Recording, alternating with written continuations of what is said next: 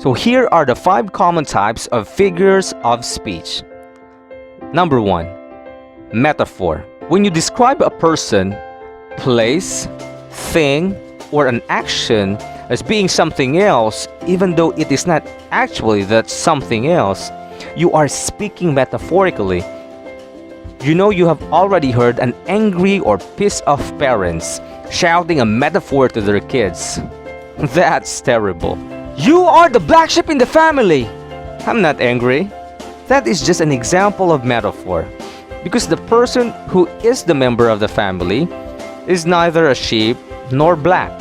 A black sheep is an uncommon animal which stays away from the herd, and the person being described shares common characteristics. If a member of the family says you are the black sheep in the family, that person is regarded as a disgrace or an outcast to them. I hope you don't have one in your family. We can also find metaphor in the Bible. Your word is a lamp to my feet. It's a very popular metaphoric Bible verse in which the Word of God is compared to a light, signifying guidance to one's direction in life. So metaphor makes a comparison by indirectly relating one thing to another unrelated thing. Number 2. Simile. Simile makes a comparison showing similarities between two different things which draw resemblance with the help of the words like or as. We find similes in our daily speeches, even in our dialect. Like, "Nagbuntog ka, Mark! Kasla ka lang magmag ng abisukol." In English, "You walk like a snail." Snails are famous for their slow pace, so the slowness of Mark is compared to that of a snail. Another example is our armies are as brave as the Philippine eagles.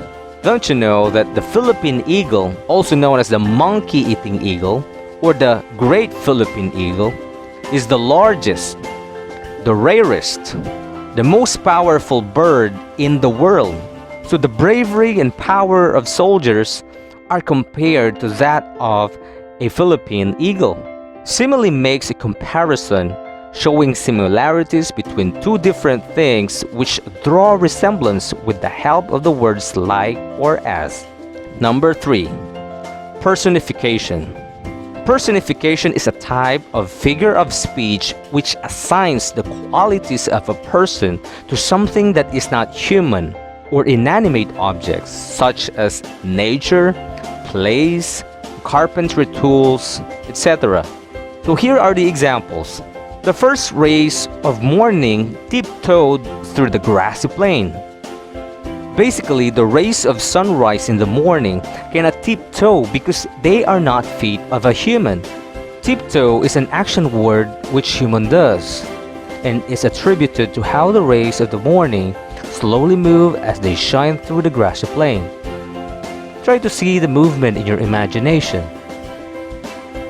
The first rays of morning tiptoed through the grassy plain. Another example. The thunder howled its mighty objection. The thunder doesn't really howl because it doesn't have mouth. But the example or situation can happen accidentally and figuratively. If you are singing loudly, it's raining hard, and the thunder howled or blasted its objection of your voice, as if it were an angry person. So personification is a type of figure of speech which assigns the qualities of a person to something that is not human or inanimate objects. Number 4. Hyperbole. Hyperbole uses extreme exaggeration to make a point or show emphasis or humor.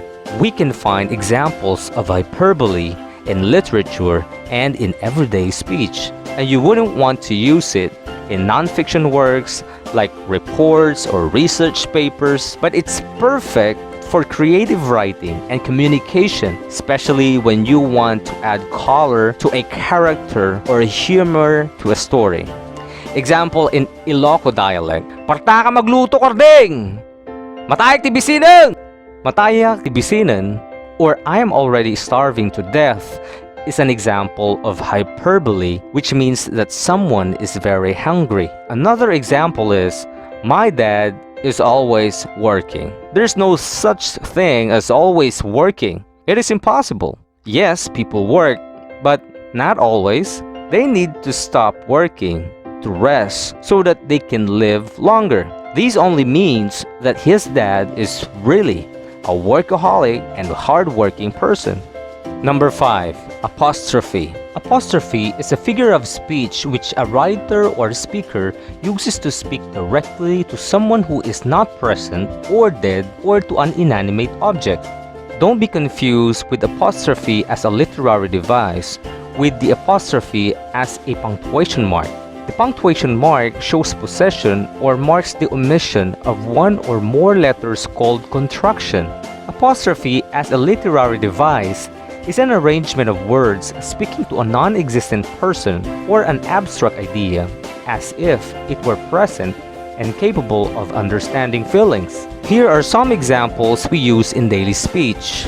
Oh Jollibee, how delicious your fried chickens are. Those juicy legs made me survive in a tiring day. Thank you for the sumptuous lunch.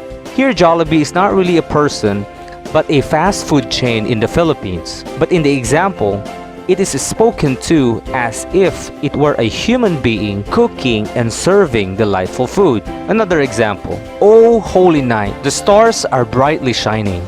This is a Christmas carol song in which the songwriter talks to the night as holy as if the night listens like a human as the stars brightly shine in the sky. So apostrophe is used to address or speak directly to someone who is not present or is dead or to an inanimate object. That's it for today. Let's wrap it up. Figure of speech is a word or phrase using figurative language, a language that has other meaning than its normal definition. Figure of speech is an essential literary device or tool to writers because it lends texture or color to writing. The 5 common types of figures of speech are metaphor, which makes a comparison by indirectly relating one thing to another unrelated thing. Simile, which makes a comparison showing similarities between two different things which draw resemblance with the help of the words like or as. Personification, which attributes or assigns qualities of a person to something that is not human or inanimate object. Hyperbole, which uses extreme exaggeration to make a point or show emphasis or humor. And apostrophe, which is used to address or speak directly to someone who is not present or dead or to an inanimate object. I hope you have learned something significant today. As I always say, the more you teach, the more you learn. God bless everyone.